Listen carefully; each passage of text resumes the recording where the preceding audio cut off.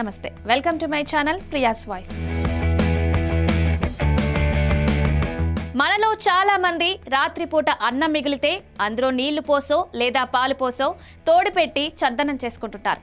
ఆ తర్వాత మర్నాడు ఉల్లిపాయో పచ్చిమిర్చో నంచుకుని తింటే అల్పాహారం పూర్తవుతుంది. ఇంకొందరేమో మిగిలిన అన్నాన్ని మర్నాడు పోపన్నంగా చేసుకుని తింటుంటారు. అయితే ఈ పోపులో పల్లీలు శనగల వంటివి చేర్చితే ప్రోటీన్ కూడా లభిస్తుందని నిపుణులు అంటున్నారు. అన్నమే కాకుండా రాత్రి మిగిలిన చపాతీలను కూడా ఉదయం తిరిగి వేడి చేసో లేదో టీ కాఫీ పాలలో ముంచుకొనో తింటుంటారు. ఇలా చేయడం ఆహారం వృధా కాకుండా చూసుకోవడానికే కాకుండా ఆరోగ్యానికి మేలు చేస్తుందని వెల్లడిస్తున్నారు. పేగులు ఆరోగ్యంగా ఉండడానికి, రక్తంలో గ్లూకోజ్ల మోతాదుల నియంత్రణకు, చివరికి బరువు తగ్గడానికి తోడ్పడుతుందని నిపుణులు వివరిస్తున్నారు.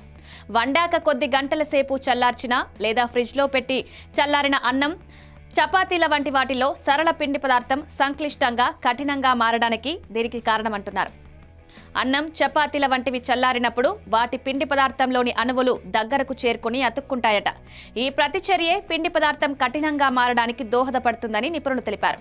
తిరిగి వేడి చేసినా అది అలాగే ఉంటుందట. ఈ కఠిన పిండి పదార్థం త్వరగా అరగదని, ఫలితంగా వెంటనే రక్తంలో గ్లూకోజ్ పెరిగిందని నిపుణులు అంటున్నారు.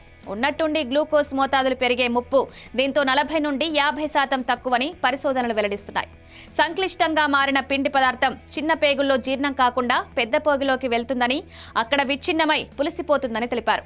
ఇది మంచి బ్యాక్టీరియాకు ఆహారంగా మారుతుందని వివరిస్తున్నారు. ఇందులో క్యాలరీలు తక్కువేనని, మామూలు పిండి పదార్థంలో 1 గ్రాముకు 4 క్యాలరీలుంటే కఠిన పిండి పదార్థంలో 2.5 క్యాలరీలు మాత్రమే ఉంటాయని చెప్తున్నారు.